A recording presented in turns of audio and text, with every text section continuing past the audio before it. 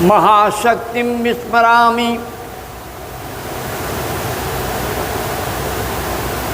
श्रीराजराजेश्वरी ललितांबा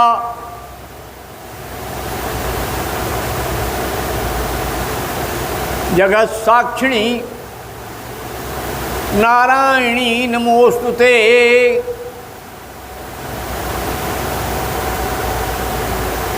अकार बिंदु संयुक्तम नित्यं ध्यायन्ति योगिनः कामदं मोक्षदं चैव ओंकाराय नमो नमः। ओम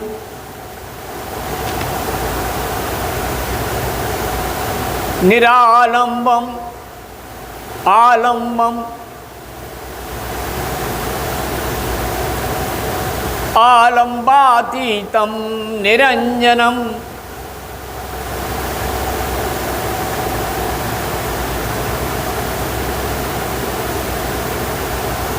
पूर्ण ब्रह्म परमेश्वर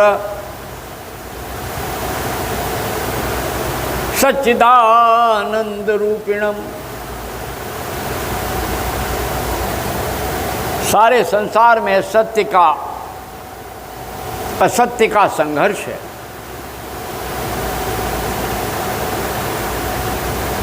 जो कभी सत्य संकल्प पर नहीं रहती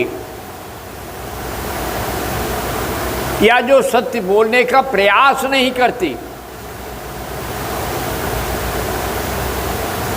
उनका जीवन कभी सफल नहीं होता। सत्यम ब्रूयात्, अहिंसा सत्य अस्तेय अपरिग्रह ब्रह्मचर्य, ये 5 लक्षण हैं, यम हैं। जो इनको ध्यान में रखता है उसको यम कुछ नहीं कर सकता, वो काल से परे चली जाती। और जो इन अहिंसा, वाणी की हिंसा, कर्म की हिंसा, अनेक प्रकार की हिंसाएं, लेकिन सैनिक को हिंसा का अपराध नहीं लगता, क्योंकि वो अपने राष्ट्र की सेवा में लगा हुआ तत्पर है और उसका वो कर्म है। अर्जुन प्रश्न करता है भगवान श्री कृष्ण से, प्रभु मुझे इस घोर हिंसा में क्यों लगा रहे? भगवान श्री कृष्ण कहते हैं, ये तेरा कर्तव्य है पुत्र मित्र, हे सखे ये तुम्हारा कर्तव्य है। धर्म क्षेत्र कुरुक्षेत्री, ये धर्म का क्षेत्र है कुरुक्षेत्र, धर्म और कर्म का है। तुम क्षत्रिय हो, युद्ध इसलिए हो रहा है कि लोग तुम्हारे साथ असत्य कर रहे हैं, अन्याय कर रहे हैं। ये न्याय की लड़ाई है। एक और कौरव हैं,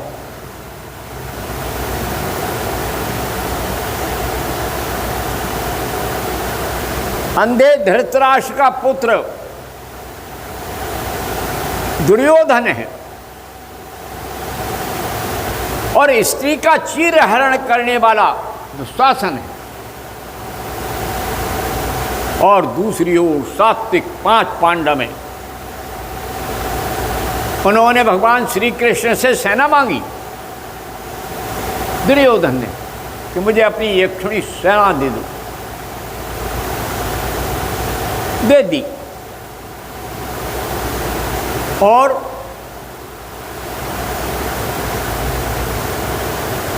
अर्जुन ने विनम्रता से कहा, प्रभु केवल आप मेरे सारथी बन जाएं, मुझे तो इतना काफी।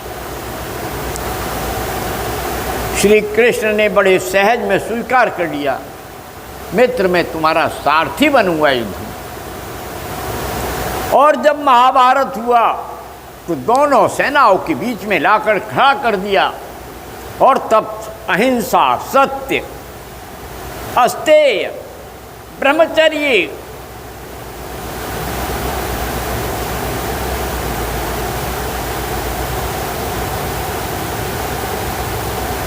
अपरिग्रह पांचों सामने उपस्थित हो गए।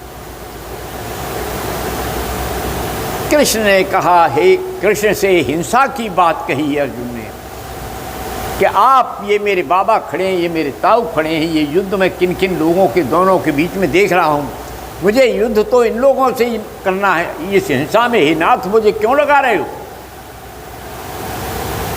उन्होंने कहा, सत्य के लिए अहिंसा परमो धर्मा, परम सत्य लक्षणार्थ, सत्य रक्षणार्थ,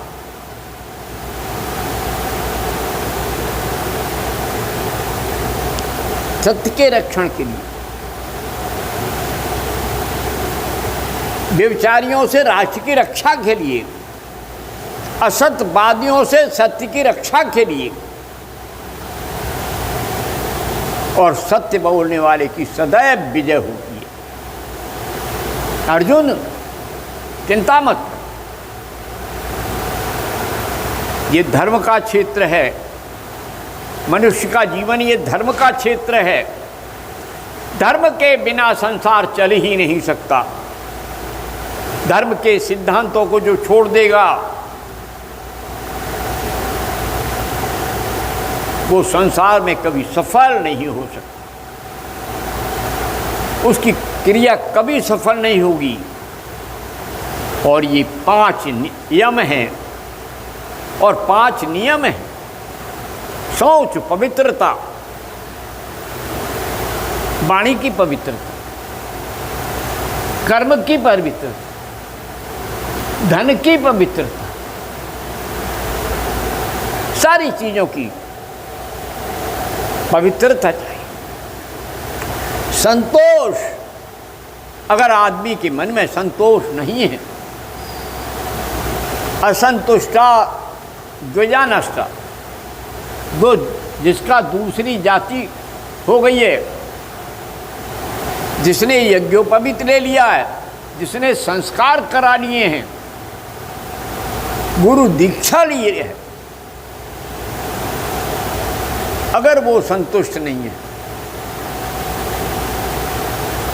वो जिसका दूसरा जन्म हो गया है, द्विज हो गया है, वो नाश को प्राप्त होता है।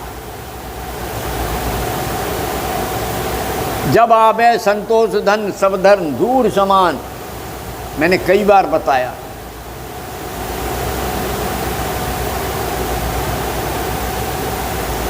सैनिक को भी ये नियम सब पर लागू होते हैं। और उसके बाद तप, शारीरिक श्रम, स्वाध्याय, अध्ययन, अध्ययन किताबों का ही नहीं, आत्म अध्ययन। मैं आत्मा हूं और अपने प्रभु की हूं। चेतना, ईश्वर प्राणिधान, उस परब्रह्म परमेश्वर के प्रति सच्चाई के साथ, निष्ठा के साथ समर्पण, यही जीवन का धन है। जो इन सारे तत्वों को संभाल के रखता है, वही सत्य के संघर्ष में, वही जीवन के संघर्ष में कमल के फूल की तरह निर्मल होता है। जैसे कीचड़ में कमल खिलता है, कीचड़ उसके विकास को रोक नहीं पाती। जैसे ही प्रभात होता है तो कमल खिल के अपना काम करता है।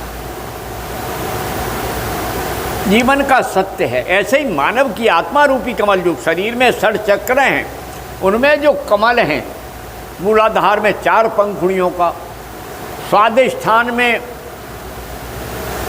6 पंखुड़ियों का, मणिपुर में 10 पंखुड़ियों का, 4, 6, 10 नाभि में, और 10 के बाद 2 आत्मा के और मिला दिए तो हम छम हंस हो गया, 12।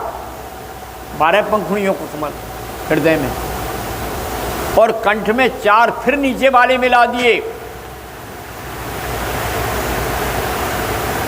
तो 16। ये जो 2 हैं आज्ञा चक्र के, यही 2 दूनी 4, 4 2 6, 6 और 4 10, 10 2 12, और 12 में फिर 4 16 और फिर 2। यह लीलाधर की लीला है, जो जाने वो ताने। इसलिए इसको जानने का प्रयास करो मित्रों। जीवन में अनेक धाराएं आएंगी, लेकिन सत्य से जुड़कर सत्य की नदी नाव पर बैठ के नदी पार हो जाए। फिर तो कोई कहीं ध्यान करे, कहीं जाप करे, वही स्थान विवेक और आनंद से पूर्ण हो जाएगा। और वहीं पर रामकृष्ण प्रकट हो जाएगा, परमहंस प्रकट हो जाएगा अपनी चेतना का दीपक जलाने के लिए। वहीं कोई पारासरा करके दीक्षा दे देगा, कोई व्यास आचार्य शंकर को चेतना का दीपक जला देगा, और चारों धाम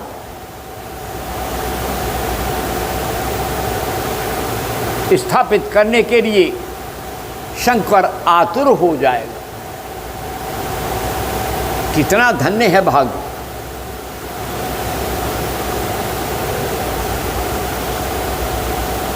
हम सब भाग्यशाली हैं कि भारत भूमि महान में पैदा हुए हैं, और सब विश्व का कल्याण करें। ओम शांति शांति शांति।